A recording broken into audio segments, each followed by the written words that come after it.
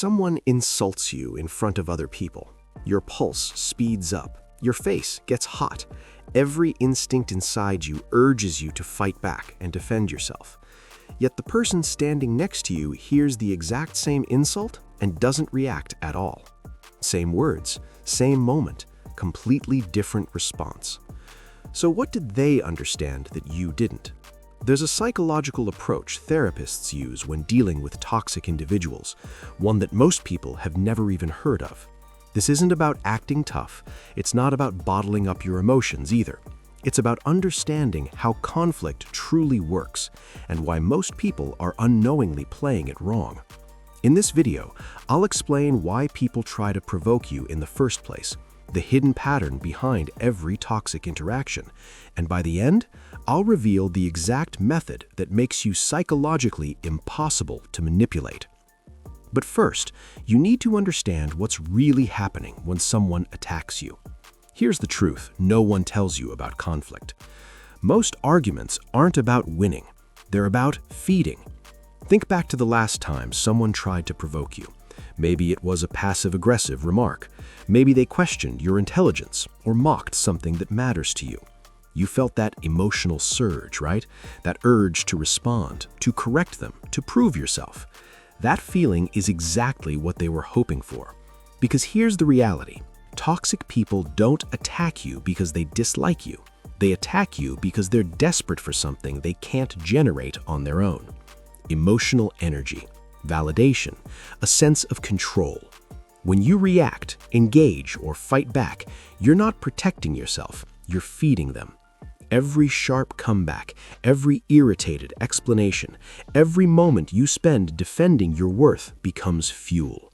You think you're standing up for yourself, but in reality, you're giving them exactly what they came for. Your attention, your time, your emotional investment. Like that coworker who raises his voice in meetings because he knows you'll jump in to defend yourself. Then one day, you don't. You stay silent. He stops mid-sentence. The game ends because without your reaction, there's nothing left to play. They keep throwing the same bait because they know you'll bite. A provocative late-night message, a subtle insult disguised as humor, a question meant to make you explain yourself. They don't want answers, they want sparks. But then something interesting happens. You encounter someone who doesn't take the bait. Someone who hears the insult and treats it like background noise. Someone who can sit in a room full of passive aggression and remain completely calm. They're not unaware of the toxicity, they're simply refusing to participate in it. Their secret is simple but powerful. You can't lose a game you refuse to play. But if reacting isn't the solution, what is? If reacting only makes things worse, why do we keep doing it? Because we've been taught that silence equals weakness. We're told that if we don't defend ourselves, people will walk all over us. That letting an insult pass means we accept it as true. So we argue, we explain, we try to make them understand. But here's the problem. You can't reason with someone who is emotionally committed to misunderstanding you. Think about how many times you sacrificed your peace just to prove you were right. And how often did that actually work? In heated moments, they aren't listening to your logic, they're feeding off your emotion. The more you explain yourself, the more leverage you give them. Every justification becomes another handle they can grab. Every defense opens a new door for attack. You believe you're holding your ground, but you're really revealing your weak spots. And it gets worse. The people who provoke you the most are often the ones who know you best. They know exactly which buttons to press. They understand your insecurities. They know how to phrase things so it hits deep. An ex who texts you knowing you'll overanalyze it for hours. A family member who brings up your failures under the mask of concern. These people don't fish with words, they fish with emotions. They're searching for a reaction that shakes you because that gives them a sense of power. If this feels familiar, like and subscribe because the next part changes everything. So what's the alternative? How do you protect yourself without becoming cold or disconnected? You become strategically uninteresting.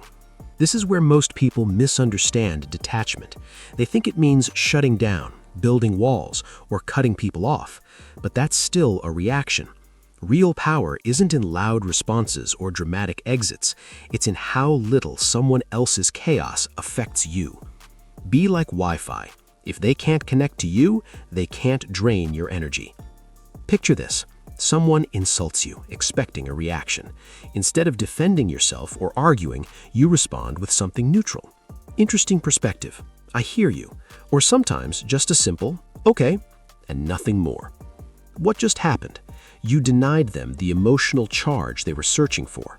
You didn't attack, so they can't play the victim.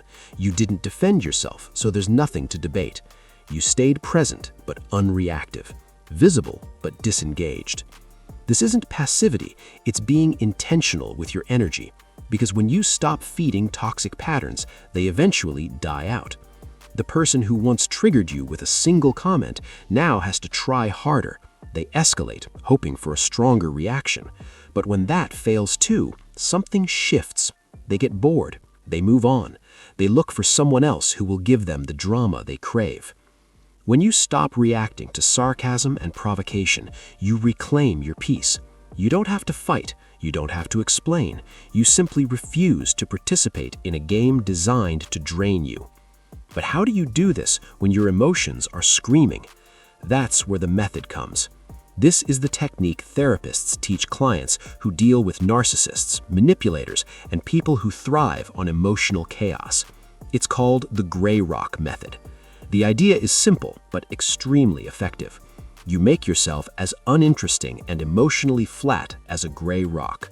No emotional highs, no defensive lows, just calm, neutral, almost boring responses. In practice, it looks like this. When someone tries to provoke you, you respond with minimal emotion and minimal information. Short answers, neutral tone, no explanations they can twist, no justifications they can attack. Why are you always like this? I'm not sure. Don't you have anything to say? Not really. So you're ignoring me? I'm listening, I just don't have much to add. You're not being rude, you're not dismissive, you're simply refusing to be the source of drama they're looking for. And that's why it works. It removes the reward. But here's the part most people miss. This isn't about suppressing your emotions, it's about choosing where you invest them. You can feel anger, frustration, and hurt without performing those emotions for someone who will weaponize them. Real strength isn't reacting quickly, it's choosing not to react at all. Save your depth for people who've earned it. Save your vulnerability for relationships that respect it.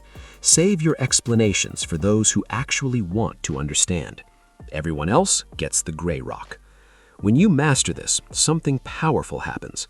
People still talk, they still try to provoke you, but you don't feel it anymore. Their voices fade. For the first time, you can breathe. You stop being controlled by other people's chaos. That coworker who once ruined your entire day with one comment becomes background noise. That family member who always knew how to push your buttons keeps trying, but nothing happens. You're calm because you finally understand this. Their opinion of you is not an emergency. Their need for drama is not your responsibility to solve.